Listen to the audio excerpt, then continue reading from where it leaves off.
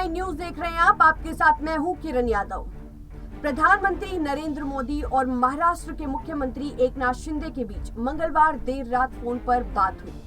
सूत्रों से मिली जानकारी के अनुसार महाराष्ट्र में निवेश और बड़े प्रोजेक्ट को लेकर सहयोग मिलने को लेकर दोनों नेताओं के बीच बातचीत हुई है। दीगर है कि महाराष्ट्र विकास आघाड़ी शिंदे सरकार को वेदांता फॉक्सकॉन कंपनी द्वारा अचानक गुजरात में निवेश करने का ऐलान करने के बाद घेर रही है।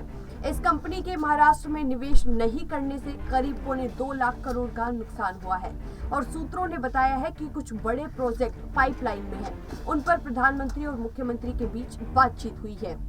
दीगर है कि भारतीय समूह वेदांता और ताइवान की इलेक्ट्रॉनिक्स कंपनी फॉक्सकॉन का 1.54 लाख करोड़ रुपए का जो सेमीकंडक्टर संयंत्र गुजरात में स्थापित होने की घोषणा के बाद महाराष्ट्र के विपक्षी दलों ने राज्य की एकनाथ शिंदे सरकार पर निशाना साधा। कांग्रेस ने संयंत्र के स्थान यानी कि परिवर्तन से कुछ अपशगुन होने का भी आरोप लगाया। वहीं राष्ट्रवादी कांग्रेस पार्टी ने कहा कि संयंत्र छीना गया है। वेदांत फॉक्सकॉन के संयुक्त उद्यम की डिस्प्ले, एफएबी विनिर्माण इकाई, सेमीकंडक्टर असेंबली और टेस्टिंग इकाई राज्य के अहमदाबाद जिले में 1000 एकड़ क्षेत्रफल में स्थापित की जाएगी। इस संयुक्त उद्यम में दोनों कंपनियों की हिस्सेदारी क्रमशः 60 और 40% होगी।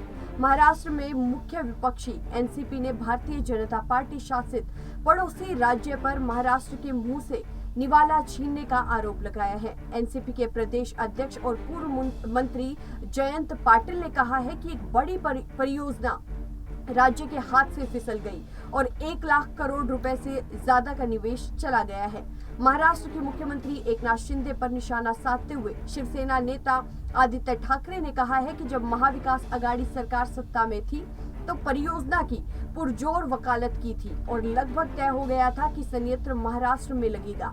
उन्होंने कहा कि मौजूदा सरकार निवेशकों का विश्वास खो चुकी है, इसलिए बड़ी परियोजनाएं यहां नहीं है। ठाकरे ने कहा कि पूर्ववर्ती एमवीए सरकार कंपनी के साथ संपर्क में थी और इस साल जनवरी में उसके अधिकारियों के साथ बैठक भी हुई थी। उन्होंने शिंदे सरकार पर निशाना साधते हुए कहा, सरकार क्या कर रही थी, उद्योग मंत्री क्या कर रहे थे। मुख्यमंत्री कार्यालय ने 26 जुलाई को ट्वीट किया था कि संयंत्र महाराष्ट्र में लगेगा। एनसीपी नेता पाटिल ने कहा कि महाराष्ट्र के मुख्यमंत्री और डिप्टी सीएम को राजनीतिक सभाओं से फुर्सत नहीं मिलती और गुजरात ने एक बार फिर महाराष्ट्र के मुंह से अपना निवाला छीन लिया है।